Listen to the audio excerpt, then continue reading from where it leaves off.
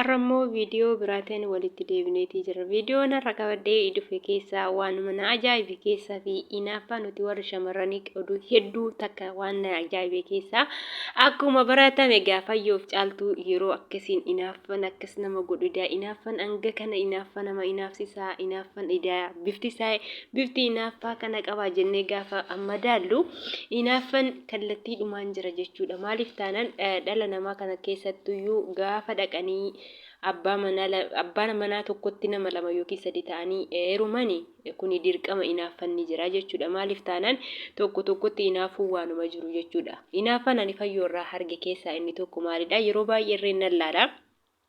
Akkasuma akkuma beekamu daa'ima xiqqoo reefu ji'a tokko yookiin ji'a lama hin taane gubbaarratti gaafa isaa wal lolan argitaniiti jirtu. Gaafa as fidiin hin fiduu irratti jechuudha. Kuni baay'ee sheemidha.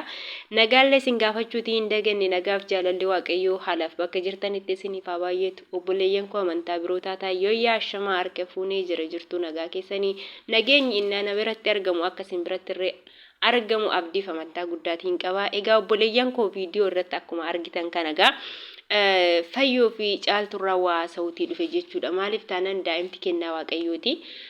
Inni naaffitu jechuun soba. Inaaffa waanuma jiru jechuudha nuyi shamarran biratti. Maaliif taanaan bakka inaaffanni jira. Keessi keenya hinaaffu jechuun hin danda'amu shamarra yoo ta'an jechuudha.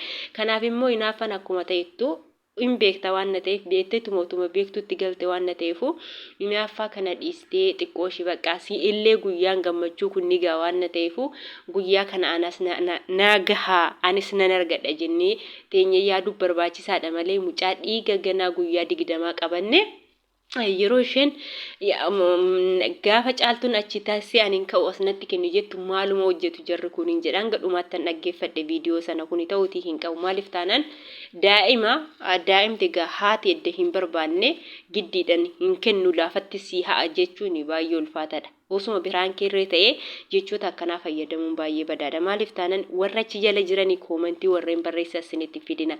Warri koomentii barreessitan jireenya namaa keessa hin galina. Jireenya namaa keessa galtanii waan hin taane hin barreessina. Yoo isin danda'ame obboleettii keeti, isheenis obboleettii keeti, kunis obboleettii keeti. So kanaaf mari'achiisuu qabda malee gorsuutii qabda malee akka hin taane jechoota hin taane barreessuun gaarii miti. Aamilee namaa eegaa gaafa mana namaa dhaqxanii koomentii barreessitan aamilee namaa maaf simtu dhaqe mana namaa yoo barbaaddanii wanta gaarii barreessaa fi baay'oo immoo isinitti hin tolle ta'e immoo yaa obboleettii too daandii irra jirtu gaarii miti deebii daandii sirriirratti jettanii gorsu kennuufi qabdu malee akkas jechuun baay'ee sheemidha jechuudha. Kanaaf Gaafayyoo irratti wanti nan arge inaaffaa guddaa qabdi jechuudha. Yeroo baay'ee argitanii gaafa ajjin miila dhiquuf anillee dhiqachuutiin qaba jetti gaafa nyaata hojjetu anaafillee nyaata hojjetuuti qabdi.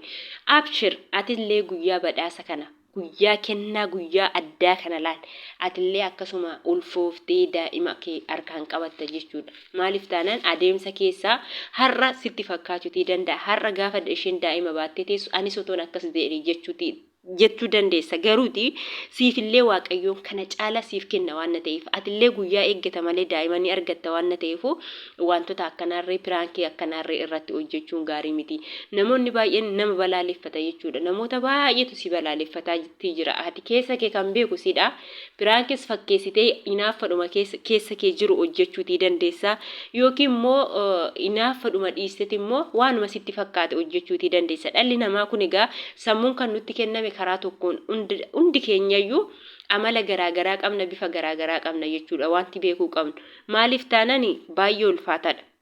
Jireenya dhala namaa keessatti immoo ati galtee anatu sii jiraata jechuun baay'ee ulfaataadha jechuudha. Kuni warra eenyutii fi warra koomentii badaa namaa barreessan jechuudha. Daa'imti edda ji'a 2 guutte edda ji'a 3 guutte hanga achi akkas kara qulleessatti fudhatanii bahu otoo hin taane gaadadhuma keessatti qabatu. Yoo daa'ima argannee hin beekne ta'e warra ollaa maatii keessatti maatiitti dhalanne bukkee wanti guddanneefu daa'imti hanga guyyaa 40 yookiin 80tti gola keessaa hin baatu jedhanii gaafa dubbatanii dhageenya waan ta'eef gaarii miti jedhu. Ati immoo mucaa daa'ima kana gaafa baatte akkasiin fidii hin fiduu jettanii irratti wal loltan kun gaarii miti daa'imaaf jechuudha. Daa'ima dhiigaa gaafa irra teessanii irratti wal caqacaqxan baay'ee ulfaataadha. Baay'eellee sheemidha waan nama jibbisiisudha.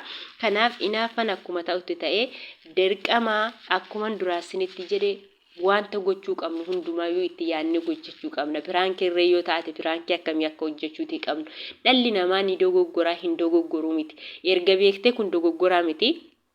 Walumaan jiraanna lama taanii jiraanna jettee wanta itti galteef si immoo carraan caaltuun argatte kun abshir si gaa waan ta'eef inaaffarra bilisa taate carraan ishiin argatte kun si illee boru wanta si ga'uufu inaaffan gaarii miti. Namni ni inaafu jechuu osoo hin taane ni inaaffa garuu akka qaba jechuudha. Daa'ima irratti otoo hin taane ni jira miti wantoota biraa irratti firaankis ta'e waa barbaadan hojjedha garuu daa'ima dhiiga irratti hojjechuun akkasiin gubbaa teessanii akkasiin tacaqacaquun baay'ee na sheemina qabsiisirree. Baay'ee natti ulfaatirreeni kanaaf fayyoo koo suuta jedhisi illee hin qaqqaba carraan mucayyoon kun argatti kan keessa ta'uu danda'a waan ta'eefu abshirii hin muddamin waan hundumtummoo muddamanii otoo hin taane akka fedhaaf eeyyama isaa yoo ta'ate guyyaa waaqayyoon heeyyame laala guyyaa waaqayyoon heeyyame ati barbaaddee osoo hin taane rabbiin keessiif heeyyame taanaan osoo hin beekin ilmoo siif kenna jechuudha. Kanaaf immoo garaan kee qulqulluu haa ta'u. Sharri garaa keetti hin qabaatin namaaf wanta gaarii dalagi yoo waan humna ittiin dalagdu dhabde humnaan dalagi yoo waan gootuuf qarshiidhaan dadhabde humna keetiin yoo dalagde baay'ee gaariidhaan isiniin jedha. Viidiyoon koo har'a qabadheetii dhufe kana fakkaata. Viidiyoo kana immoo yoo jaallattan laayik sheer gochuu hin dagatina.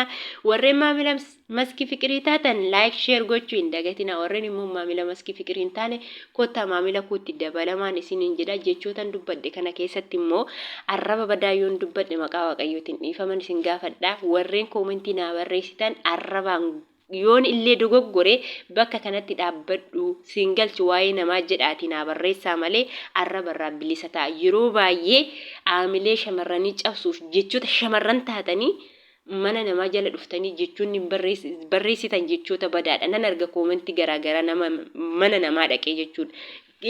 Jechoonni badaan daandii sirriirratti nama hin qajeelchu garuu jechoota gaariitu daandiirratti nama qajeelcha waan ta'eef kanaaf viidiyoo kana yoo jaallattan koomentiidhaan waan barbaadan barreessaan isiniin jedha. Kanaaf guddaa galatoomaa ulfaadha.